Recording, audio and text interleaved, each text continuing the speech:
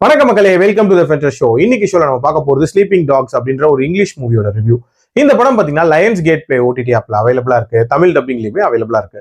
இந்த படத்துல Russell grow தான் லீட் கேரக்டர் பிளே பண்ணிருக்காரு. ஒரு மெமரி லாஸ் இருக்கக்கூடிய டிடெக்டிவ் தான் ஒர்க் பண்ண ஒரு பழைய கேஸை எப்படி ரிசால்வ் பண்றாரு அப்படின்ற மாதிரியான தீம்ல நகரக்கூடிய கதை. அந்த டிடெக்டிவ் தான் நம்ம ரசல் க்ரோ. ஆக்சுவலி அவருக்கு பிரசன்ட்ல மெமரி லாஸ் அப்படின்றது இருக்கும். அதுக்காக ஒரு விதமான ட்ரீட்மெண்ட் எடுத்துட்டு இருப்பாரு.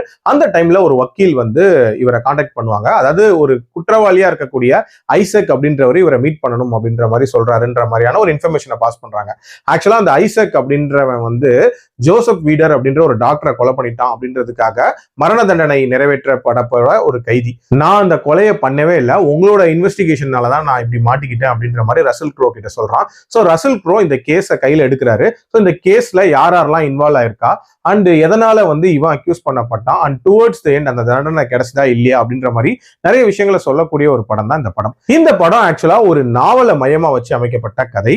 இன்ஃபேக்ட் இந்த படத்தோட அந்த ட்விஸ்ட் அப்படின்றது நிறைய படங்கள்ல யூஸ் பண்ணிட்டாங்க அப்படின்னே சொல்லலாம். பட் ஸ்டில் இந்த படத்தை பிரசன்ட் பண்ண விதம் ரொம்ப ரொம்ப நீட்டா இருந்துச்சு அப்படின்னே சொல்லலாம். அதுலயும் அந்த இன்வெஸ்டிகேஷன் தொடங்கும் போது ஒரு கேரக்டரையும் ஒரு சாப்டர் மாதிரி தொடங்குவாங்க அண்ட் அவங்க இந்த கேஸோட எப்படி லிங்க் ஆயிருக்காங்க அப்படின்றத ரொம்ப நீட்டாவே பிரசன்ட் பண்ணிருப்பாங்க. அவரோட பார்ட்னர்ல தொடங்கி டுவர்ட்ஸ் தி எண்ட் இவர் வரைக்கும் எப்படி இந்த கேஸ்ல இன்வால்வ் ஆயிருக்காங்கிறத நீட்டாவே காட்டியிருப்பாங்க. அதே மாதிரி இதுல லாரா அப்படின்ற ஒரு கேரக்டர் வரும். அந்த கேரக்டருக்கான மிஸ்ட்ரி அப்படின்றதுமே ரொம்ப நீட்டா அமைக்கப்பட்டிருந்துச்சு. அண்ட் டுவர்ட்ஸ் தி எண்ட் எல்லாத்தையும் சம் அப் பண்ணி முடிக்கணும்ல, அதையுமே ரொம்ப ரொம்ப நீட்டாவே முடிச்சிருந்தாங்க. எந்த விதமான பிசுறும் இல்லை அப்படின்னு சொல்லலாம். அண்ட் டியூரேஷன் வைஸ் ஒரு 1.25 மணி நேரத்துக்குள்ள முடியக்கூடிய ஒரு படம் தான். ஒரு நீட்டான இன்வெஸ்டிகேஷன் த்ரில்லர் அப்படின்ற மாதிரி தான் போகும். பட் இந்த படத்தோட ஒரு முக்கியமான பிரச்சனையே கண்டிப்பா பேஸ் தான். ரொம்ப ரொம்ப ஸ்லோவா நகரக்கூடிய ஒரு த்ரில்லர் அப்படின்ற மாதிரியான ஒரு ஃபீல் கொடுத்துச்சு.